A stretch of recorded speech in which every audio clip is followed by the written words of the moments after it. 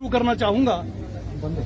जब बाबा साहब SC/ST की लड़ाई लड़ रहे थे, अंग्रेजों की हुकूमत थी, तो ये तथाकथित ऊंची जाति के लोग बाबा साहब को देशद्रोही कहते थे, एंटी नेशनल कहते थे।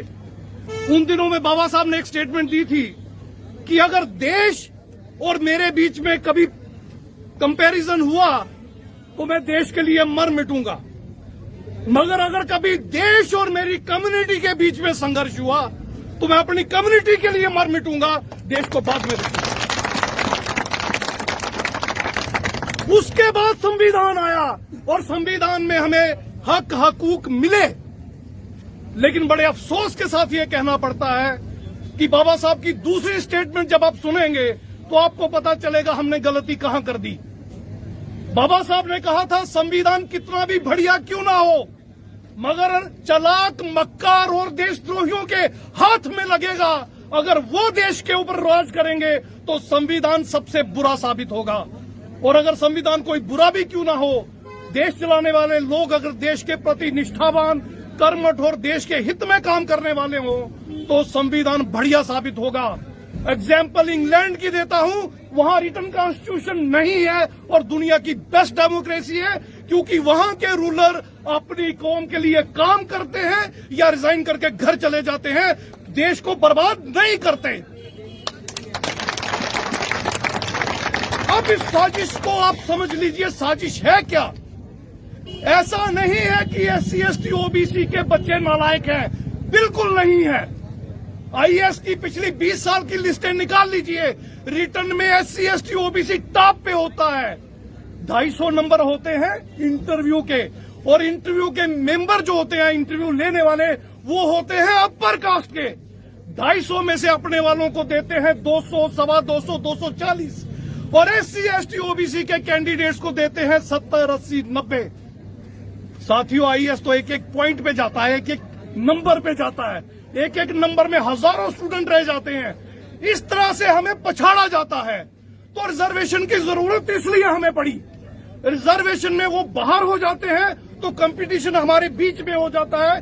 कम से कम जो भी निकलता है हमारे घर से निकलता है, ये हिस्सेदारी हमें मिलती है। अब साजिश क्या रची है GD शर्मा साहब ने? रिटायर्ड जस्टिस GD शर्मा साहब, जो RSS के इशारे पे, भाजपा के इशारे पे, हिंदुत्ववादी संगठनों के इशारे पे, बैकवर्ड क्लासेस कमीशन की इस रिपोर्ट पे काम कर रहे थे, जिनको शायद अपना बेटा हाईकोर्ट जज बनवाना है कि उनकी क्या इंटरेस्ट है, उनकी साजिश को समझिए। अब वो SC/ST OBC तीनों वर्गों में अपर कास्ट को घुसेड़ रहे हैं। अब क्या होगा? अब जब लिस्ट बनेगी, जनरल वाली सीटें भी वो ले जाएंगे। SC/ST OBC की सीटों में अभी जो मैंने आपको बताया, रिटर्न में आप जितने नंबर मर्जी ले जाइए, इंटरव्यू में आपको दूध में से बाल की तरह उखाड़ कर बाहर फेंक दिया जाएगा। और सारी सीटें किसको मिलेंगी? 3, 4, 5 या 6%, 6% अपर का 100 कार्ड लोगों के बच्चों को मिलेंगी। और हमें क्या मिलेगा? हमें क्या मिलेगा? मैं याद दिलाना चाहता हूं, जब 5 अक्टूबर को जहां पर 19 में 370 और 35 वाला मसला हुआ, आपको पता है 6 महीने तक अखबारों के पूरे पेज पे क्या होता था? OBC के लिए बड़े बड़े वादे, SC के लिए बड़े बड़े वादे, ST के लिए बड़े बड़े वादे। और हम आप सब लोगों को आगाह कर रहे थे, लगातार प्रेस कॉन्फ्रेंसेस कर रहे थे, लगातार एहतजाज कर रहे थे, हम सबको चेता रहे थे, ये आपको धोखा देंगे, ये छलेंगे आपको, आपकी आने वाली नस्लों को बर्बाद करेंगे। आप देख लीजिए, OBC को 2% मिलता था, वो भी नहीं मिल रहा, उसमें भी इन्होंने अपर कास्ट घुसेड़ दिया। अब कुछ नहीं मिलेगा OBC को। SC में भी इन्होंने कुछ ऐसी जातियों को इंक्लूड करने का फैसला किया है जो डिजर्व नहीं करती, और इसी तरह से पहाड़ी स्पीकिंग को ST में डालकर आपके हक पे डाका डालने का काम किया जा रहा है। अगर ये हो गया तो नोट कर लीजिएगा, 2023 के बाद जितनी पोस्टें ST की निकलेंगी जम्मू कश्मीर में, आपका एक आधा बच्चा आ गया तो मुझे पता नहीं, एक भी बच्चा आपका अब सीट नहीं निकाल पाएगा, याद रखिएगा। ऐसा नहीं आप नालायक है, मैंने बता दिया आपको, उनका षड्यंत्र है, क्योंकि सिलेक्शन कमेटियां उनके हाथ में है, इंटरव्यू उनके हाथ में है, लिस्ट वो निकालेंगे, आप जो करेंगे उसका फल आपको नहीं मिलेगा। तो ज्यादा वक्त मैं नहीं लूंगा, इस साजिश को घर घर जाके समझाइए। हम उनकी लड़ाई लड़ रहे हैं जिनको अभी समझ भी नहीं आई। जिनको अभी ये बात पता भी नहीं चली आरक्षण होता क्या है। अरे भाई 100 अफराद हो और 100 रोटियां हो, सबको एक एक मिलनी चाहिए, यही रिजर्वेशन है।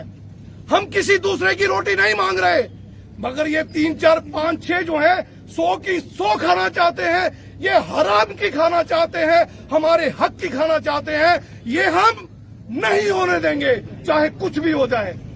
माइनॉरिटी एकजुट है। अब हम एक प्लेटफॉर्म पे हैं, अब इस देश की सत्ता हिलेगी। शासन भी हम छीन लेंगे, प्रशासन भी हम छीन लेंगे, जुडिशरी पे भी हम अटैक करेंगे, जुडिशरी भी छीन लेंगे, और मीडिया भी हम अपना खड़ा करेंगे। देश के साधन संसाधन अब हमारे कब्जे में होंगे, ज्यादा देर की बात नहीं। और जो आज आप हमारे साथ कर रहे हो, मैं वादा करता हूं, अगर आप नहीं सुधरे आज भी, तो सूद समेत आपकी नस्लों के मुंह पे मारेंगे, याद रखिएगा।